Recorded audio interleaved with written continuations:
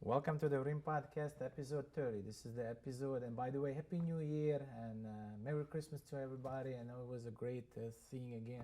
We got 2022. Today, this episode is going to be around, a lot of people have the depression, anxieties, mental illness, and so on, and we'll talk about one of the therapy called the eye movement desensitization and reprocessing. So basically, it's a structure when you're actually going back to the memory and the trauma and try to recall an experience while within the bilateral stimulations, basically a typical eye movement. So basically try to reduce the memory of from the past experience and going back again, associating what the memory back. And today we got a really special guest, and that guest is a Dr. Scott Bush, hypnotherapist. And he also mental illness counselor, right? Yes, that is correct. Welcome to the show, sir. Thank you for inviting me. I appreciate it. Yes, so my first question, I have a lot of friends and a lot of people that I said, can I get hypnotized? Yes, anybody can get hypnotized. Hypnosis is very easy, and it is basically putting the conscious brain to rest and talking to the subconscious. Okay. Many times we go into hypnosis during the day and don't even realize it. Okay. For example, if you were driving down the road and you're driving for a while and you just look at your watch, you say, wow, I've been driving for 20 minutes and I don't remember any of this. I wonder if I ran over somebody or ran a red light. But you didn't do any of those things. What happens is the conscious brain says everything is safe, everything is calm, so it just starts to daydream. And the subconscious is actually driving the car. If a deer ran out in front of you, the conscious brain would recognize something is not right. It would wake up, and then it would take control. Okay. And so we go into a natural state of hypnosis all of the time, and almost anybody can be hypnotized. If someone has Asperger's syndrome, that is a more difficult situation. But almost anybody can be hypnotized. Yeah, then I also say, if you hypnotize me on the show, then who's going to run the show? I also have another question. What are the most common hypnotherapy myths that people are don't even like, oh, wow, that's not for this. If you can a little bit elaborate on that, giving us a clear picture, what it is and how good it is for the health. Right. Some of the myths are if this is mind control and the person is helpless. Well, the person is not helpless when they are hypnotized, because what happens is when you hypnotize somebody, you have to make sure that they feel very safe and very calm and very relaxed. And so if they are hypnotized and I say anything that goes against their moral or ethical beliefs, their conscious brain wakes right up and says, no, we're not going to do that. For example, I had worked with one lady and we were doing smoking cessation, and part of the narrative is, look how much more valuable you are now because people don't smell that smoke, and so it makes you more valuable. And she came right out of hypnosis and pointed at me and said, don't call me valuable because I'm not valuable. So I crossed a boundary that she had, where she felt that she was not important, or and so she came right out of hypnosis. Nice. So I want to move on to the EMDR, the therapy. Can you tell us a little bit? And I know it's a rapid eye movement. Yes. And I also did the research. I said during the process of the sleeping, a rapid eye movement goes through 4 different stages. Right. Okay, so can you tell us, I wanted this show be all about that, what it is, and you specialize in that. Can you guide us through the process and the sessions as well? Sure. So EMDR stands for eye movements desensitization and reprocessing. And basically what it is doing is it is putting the brain in the same mode that it would be in during REM sleep. So in REM sleep, we have our eyes are moving rapidly back and forth, and it's triggering the emotional brain and the analytical brain, and it's basically trying to make them talk back and forth. So our brain is a computer, and if you have a computer and you close it and it's in sleep mode, it can't process very much. It may be able to do some updates, but you're not going to process anything big. So what we do is we put the brain in that same mode, but now the brain is awake. And so we have the individual think through the traumatic events. As they think through the traumatic events, we're triggering the right brain and left brain. I use pulsars, and so when this one pulses, it triggers this side of the brain. When this one pulses, it triggers the other side of the brain. And so what it's doing, it's using both sides of the brain to reprocess and desensitize that event. Basically, it's pulling the emotion out of the event. So it could be an event that was a 10 out of a 10 disturbance, very high disturbance. And as they process through it, the emotion starts to get lower. It'll go to a 9, to an 8, to a 7, to a 6, to a 5, to a 4. And once it gets low enough, the brain recognizes that it is no longer a disturbing event because so much emotion is pulled out. And so it moves it from the emotional brain into long-term memory, where now they don't see it in first person, they see it in third person. Well, third person doesn't have emotion attached to it. And so it basically takes away the high disturbance of the event. They can usually remember the event, but they're not triggered anymore. And so for some people, it is just life-saving, a home run, a miracle for them. Okay, so now when somebody gets in the trauma is the big thing. Yes. Especially the injury traumas, brain trauma, something like. So basically our, like you say, short memory, long-term memory, and then we have it's called hippocampus, right? The small brain, and then short memory and long memory. So now we have an amygdala that basically telling us fear of flight, or leave or flight. So my question is what are the sessions, how many sessions and how long they are for? When you see me first time, how you diagnose me based on what? Okay. So on the first session, we figure out what the root of the problem is. Okay. So many times the problem isn't a problem. Okay. For example, there was a gentleman that came to me, and he allows me to use his story. He was in an elevator, and the elevator door didn't open up in time. And so, bam, he had a panic attack. And then from there, he was afraid to go on airplanes, afraid of enclosed places. And so he thought the problem was the elevator. And so on the first session, we start to go backwards in time to see if there's an earlier event. And we found out when he was 5 years old, he was locked in a wooden crate by his cousins.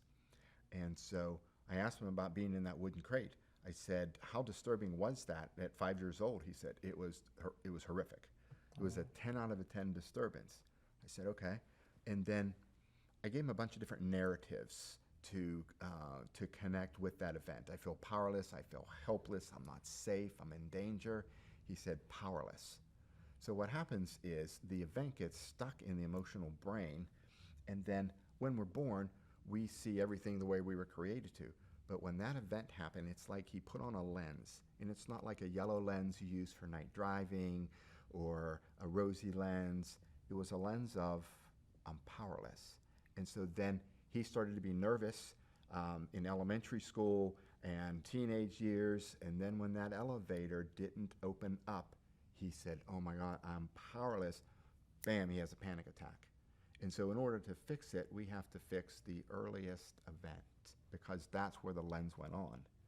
So once we fix that, it is very easy to fix the elevator event and take away his anxiety. Okay. Okay, so now the question medication versus non-medication, the psychological effects versus to another psychological effects, or the medication to versus to another medication, or psychological events versus to medication, or some people doesn't use at all. Mm-hmm. So what are the chances? Everything is a lot of times people are psychosocially disconnect. They try to obsolete themselves from that. So at that point, when you trigger out, and then you said at this particular moment, I'm evaluating, I'm going through the certain process, but for some reason, the process still not there, session is not there. At that point, you as a doctor, how would you evaluate again and say, listen, here at this stage, I need to do certain things. Is something you can pretty much detect right away and say before I move him to the next session? So basically in the first session, we're going to figure out what the problem is. Okay. There's some people are on medication, and I don't encourage them to get off medication. Okay. So what medication typically does is it is taking the symptoms and it is diminishing the symptoms. The problem still exists. Okay. And so what we do with this processing is we work on the root of the problem. And so I imagine there's like, say you had a mountain like this. And on this side of the mountain, we're born with no anxiety. And then this side of the mountain, there's anxiety. So what happens is if someone has genetics toward anxiety, they're born on the higher end of the mountain. Something takes them over this mountain. While they're on the other side, they're typically going to have some anxiety all their life. Okay. Medication dumbs down the feeling of anxiety, but it doesn't fix the problem. Same thing with trying to treat like PTSD. Yeah. You can give them medication, but you haven't fixed the problem. So what we do is we find out what took the person from one side to the other, and we fix that. And so we're fixing the root of the problem. Most people don't have to be on medication when we're done. I don't take them off. Their prescriber would have to take them off. Most people I see for half a dozen sessions, Okay. and we resolve their problem. There are Okay. some cases that are a little bit longer. Younger kids, they're typically very quickly. You know, in a couple sessions, someone that's in elementary school, we can typically undo their anxiety because they don't have a lot that's happened to them. You Okay. get someone that's 50 years old, they've had a little bit more, and so Oh. it takes a little bit more work. Okay. So now the question, how do you deal with the clients or patients who are skeptical about hypnotherapy, and then in today's society as we live, where's mostly people are, where's one of the biggest problem that people get it, depression, anxiety, and so on and on? You as a doctor see it today's Yeah. society. So people that are skeptical about hypnosis typically aren't going to come and see me for hypnosis. Okay. But what happens is many times we're working with EMDR, and I have to clean up their problem a little bit with EMDR or with hypnosis because I couldn't complete it with EMDR. Okay. And so then I explain what hypnosis is. And once you explain what hypnosis is and take away those fears, people are very open for hypnosis. Okay. And then, like I said, as a doctor, what do you see that people are mostly feeling? Depression, anxiety, social disconnection from others? So Most of the people that I work with now are dealing with anxiety, and then secondly, depression, and then trauma. In the last 2 years, it's been almost exclusively anxiety. wow. People feel their world is out of control, their life is out of control, or they feel powerless or helpless. And so if they had a little bit of anxiety before, it's been magnified over the last couple years. Okay, so perfect. So my last question, doctor, is like it's a free question basically. So you gotta look it up in camera and said, this is who am I, this is what I will do for you. Pretty much you're talking to the patients and the fans, so what you can do for them as a doctor. How much you will encourage hypnotherapy moving forward to anybody with anxiety or problem, depression, and so on, and please do so. Yeah, okay. Yeah, if you have anxiety or you have depression, it is not very difficult to get rid of most cases. A half a dozen sessions, sometimes it's longer, sometimes it's a little bit less, but we're going to fix the root of the problem. And once you fix the root of the problem, you can fix the entire problem. It's like if you have a tree, you can pick all the fruit off the tree, but you're never going to kill the tree. The only way to kill the tree is you have to kill the root of the tree. And so that's what we do. We find out what the root of that problem is, and we fix that. And so we've had people that felt hopeless and were at the point of suicide, and we've helped them, and we can help you too. It's not very difficult. It's pretty painless, and it's pretty fast. Perfect, perfect. I really love it. Like I said, this is so much to talk about it, but I like to wanna be short so that way we can give the most concise answers and questions to our fans. And I know depression, anxiety is the biggest thing. And like I say, guys, you also said you are a doctor who also dealing with the patient. You give them your personal cell phone number. You're dealing with them. You are available to them. Can you also give them where's your location? We'll also how you work with them and as an patient. So if you can share that a little bit. Right. So my location is 1802 North Alafaya Trail. It's on the east side of Orlando. And my phone number is 407-230-4949. And so I answer my phone on the weekends, in the evenings, answer text messages. And so I'm very available, which seems to be very uncommon now. I even do house calls. It costs a little bit more to do house calls, but I do house calls also. Perfect. So this is the episode 30. I'm your host, Iggy, and our special guest is Dr. Scott Bush, hypnotherapist. And we really love it. I could not wait for this episode to get released. And moving forward, we'll get some more information, but especially I love the EMDR therapy. I know it will help a lot of people, and thank you so much for your time, being so busy and coming out and sharing your knowledge, because I believe knowledge is the power. Yeah. And sharing with the right people who need it. You know? Right. When you don't need it, you're not search, but people Right. are who need it, and not many doctors are open up. And I really thank you so much for being opening up, and thank you so much again for being our guest. And we'll do so many episodes down the road. Thank you, doctor. Yes, thank you very much. I Appreciate appreciate you it. too. Thank you. Please like, share. We'll release. This is the beginning of the year, and again, Happy New Year to everybody. Be peace, be the light. We love you.